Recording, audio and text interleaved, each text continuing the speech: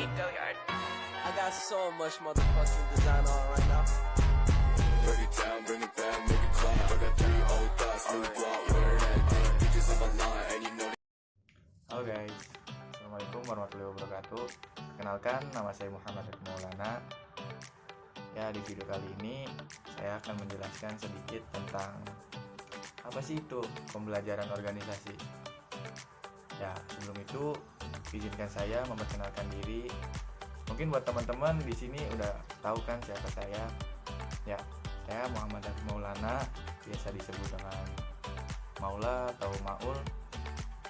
Saya dari kelas 2I Pemasaran dengan NPM 121020655. Ya, jadi video kali ini akan berjudul tentang pembelajaran organisasi. Ya, halo semuanya, balik lagi. Ya, jadi di video kali ini saya akan menjelaskan sedikit tentang pembelajaran organisasi. Mungkin buat teman-teman udah nggak asing kan, apa sih itu organisasi?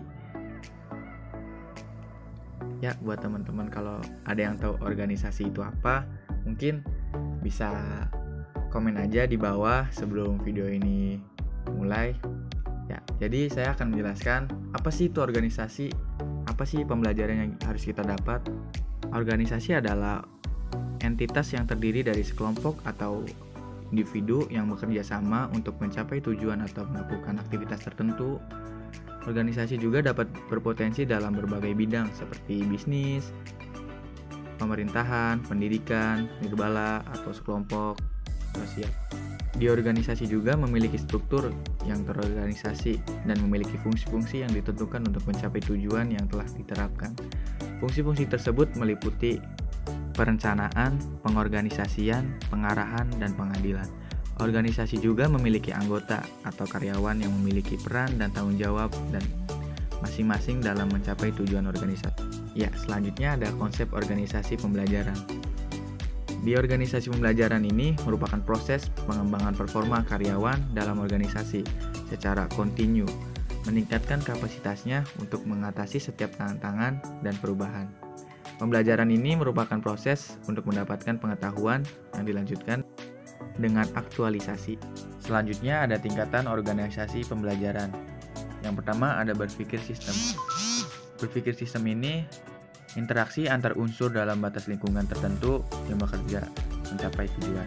Yang kedua ada personal mastery. Upaya keahlian terus-menerus dalam mengaplikasikan visi pribadi maupun visi organisasi, memfokuskan energi, mengembangkan kesabaran, melihat dengan objek dimulai dari hal yang sungguh-sungguh bagi organisasi. Yang ketiga ada mental model. Kemampuan sikap model mental yang dimulai dari penguasaan pribadi yang tinggi dalam keadaan hidup selalu belajar. Ya, yang keempat ada membangun visi bersama.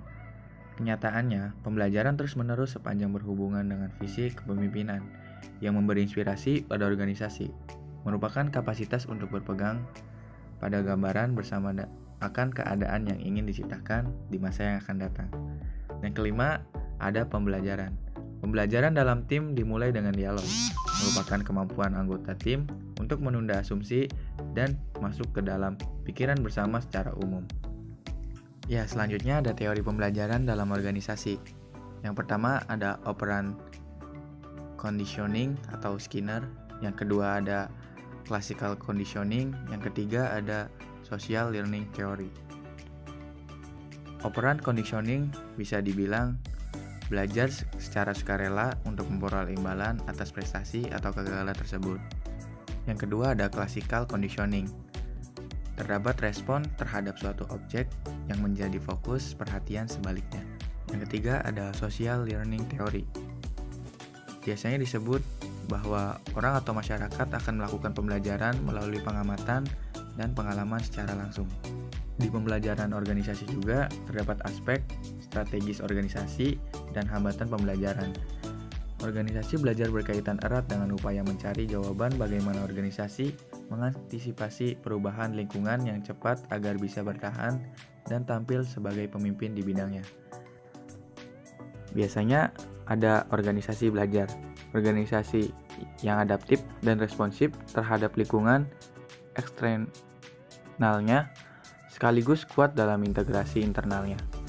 Organisasi belajar juga ada proses di mana anggota organisasi mendeteksikan berbagai kesalahan, kemudian mengoreksinya melalui berbagai tindakan atau rekrutasi organisasi.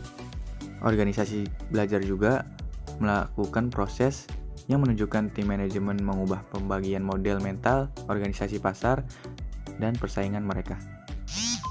Organisasi belajar juga membutuhkan komitmen pada organisasi dan perlu menghilangkan 3 penghalang, yaitu berpikir pragmatik, kompetitif, dan reaktif. Melalui perubahan cara berpikir dengan cara memiliki knowledge menyeluruh, memiliki peran penting dalam komunitasnya, memiliki kemampuan bahasa menjelaskan, dan menerima perbedaan pendapat sehingga mampu mengubah sikap reaktif dan menjadi kreatif. Ada 3 fungsi kunci dalam membangun organisasi pembelajaran. Yang pertama itu membangun komitmen pada pembelajaran. Di membangun komitmen pada pembelajaran ini ada poinnya. Yang pertama, membuat pembelajaran sebagai kompeten visi dan tujuan strategis. Yang kedua, investasi dalam pembelajaran. Yang ketiga, mempromosikan luas tentang nilai pembelajaran.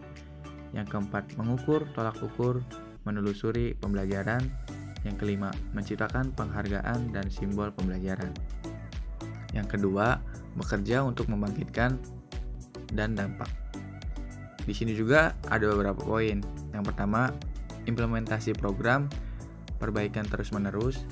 Yang kedua, meningkatkan kompetensi pekerja melalui training dan membeli keahlian dari organisasi.